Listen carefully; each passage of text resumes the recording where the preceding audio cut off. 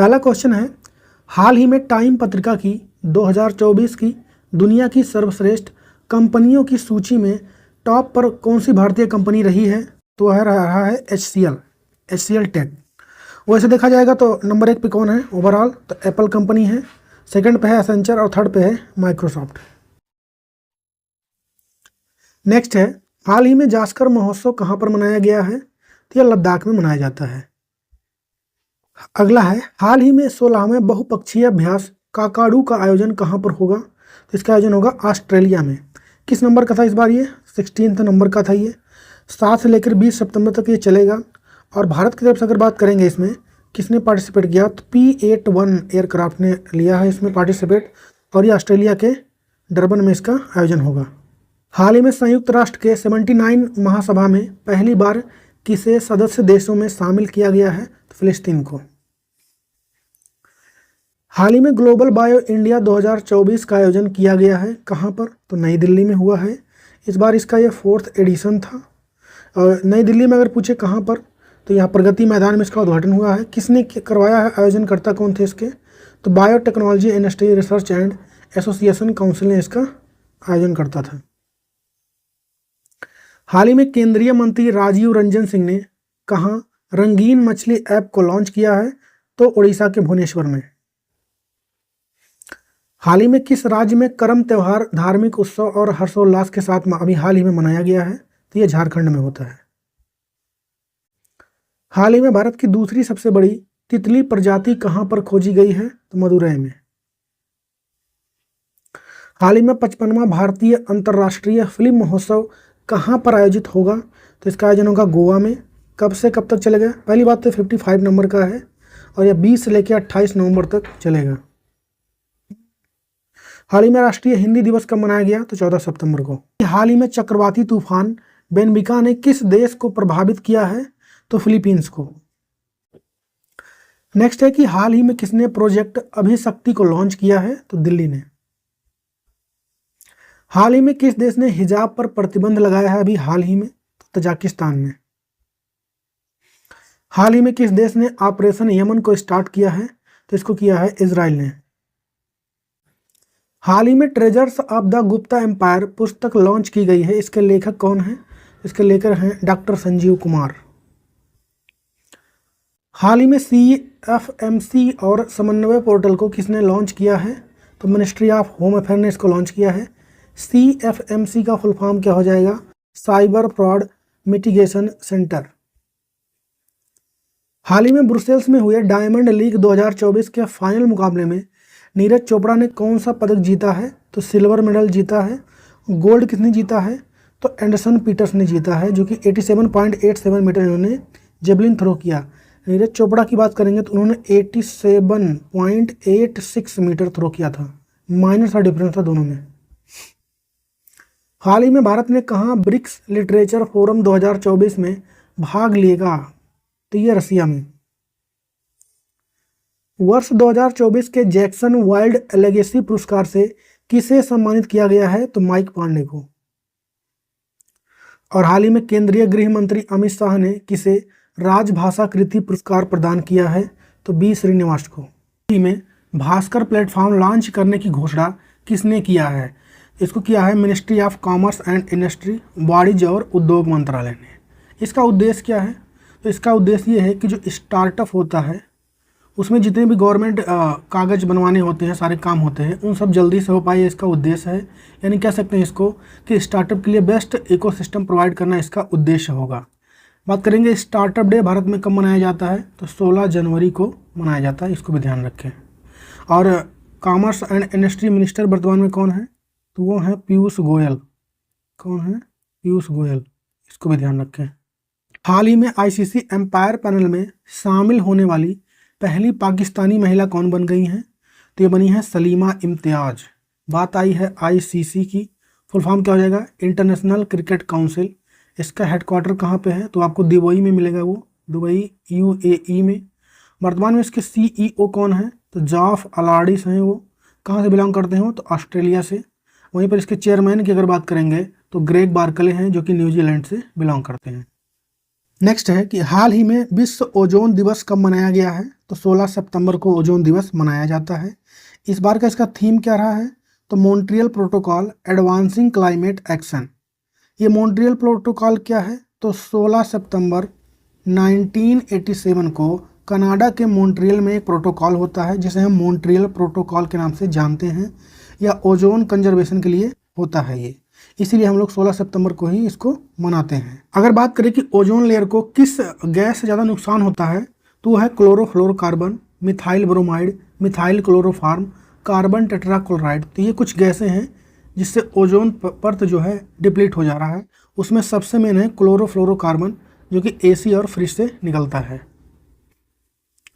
हाल ही में भारत का पहला एरो स्पाइक रॉकेट इंजन सफल परीक्षण किसने किया है? स्पेस फील्ड ने किया है। कहाँ पर? तो कर्नाटका के चित्रदुर्ग में।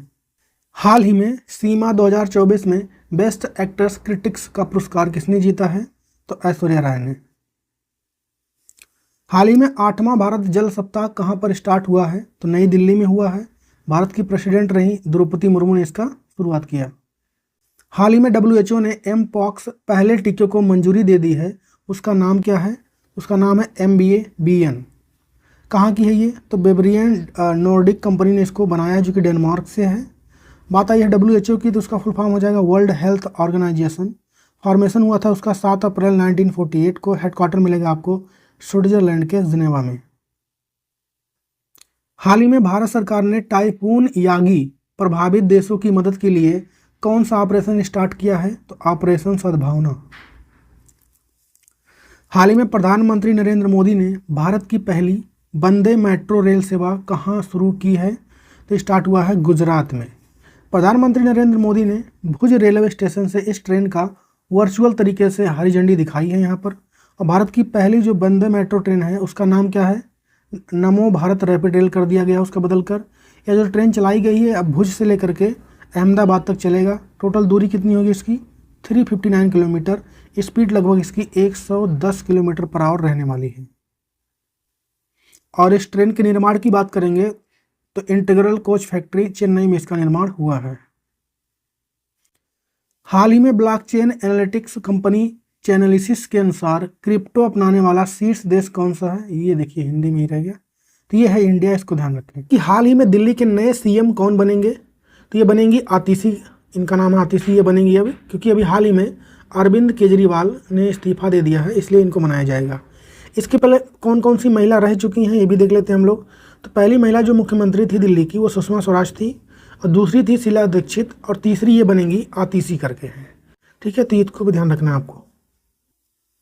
नेक्स्ट क्वेश्चन है कि हाल ही में 5वीं बार किसने चैंपियन ट्रॉफी खिताब जीत लिया है? तो किस चीज़ की चैंपियन ट्रॉफी? तो हॉकी की है, और भारत ने इसको जीता है 5वीं बार। इस बार इसका एक कौन सा एडिशन था अगर ये पूछे तो 8वें नंबर का था। इसका आयोजन कहाँ पर हुआ है ये पूछे अगर, तो हुलेनबोर करके है जगह चाइना में, वहाँ पर हुआ था। इसका आयोजन कौन करता है, यानी हॉकी को रेगुलेट कौन करता है? तो एशियन हॉकी फेडरेशन, ये इसने इसका आयोजन किया था।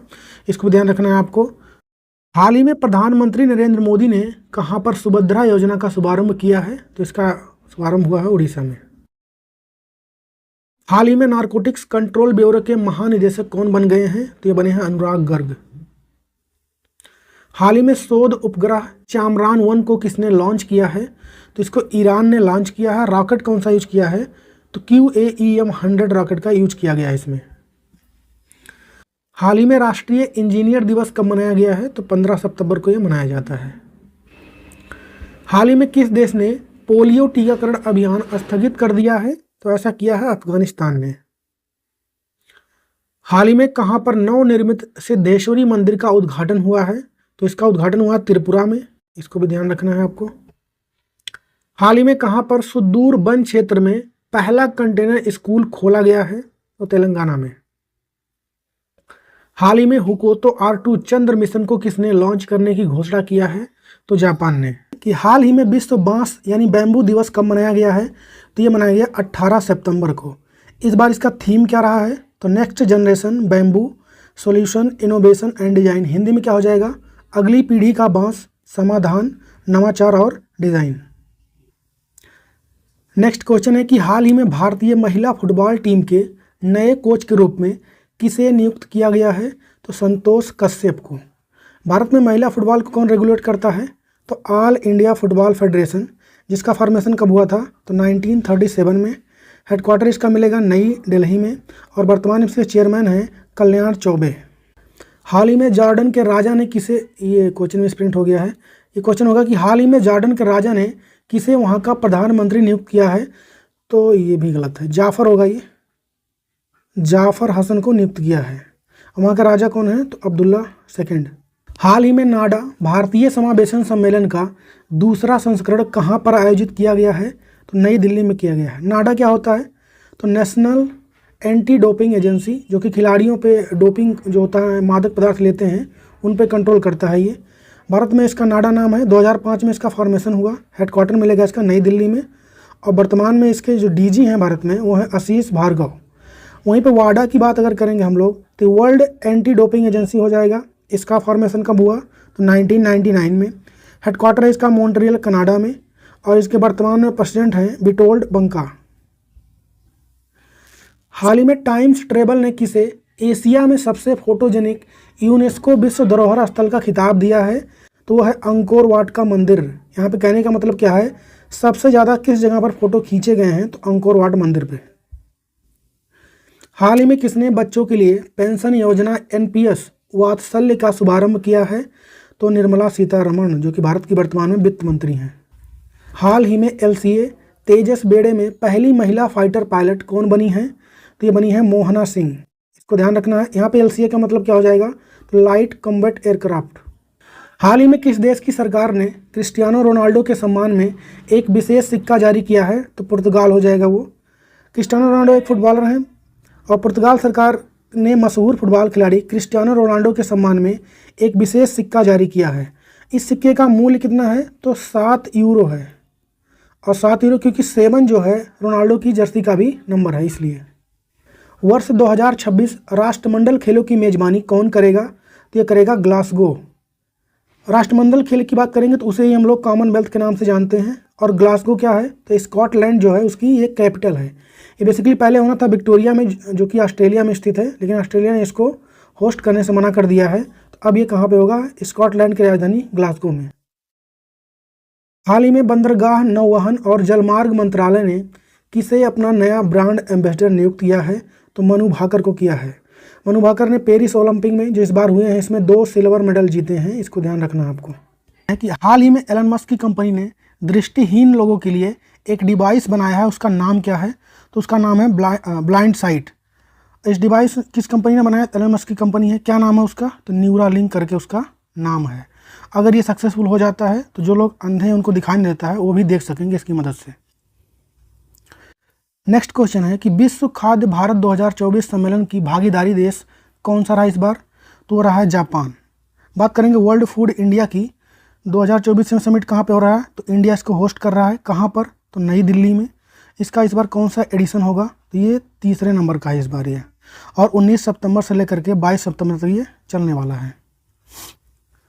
हाल ही में मध्य प्रदेश हाई कोर्ट के नए चीफ जस्टिस के रूप में किसे नियुक्त किया गया है?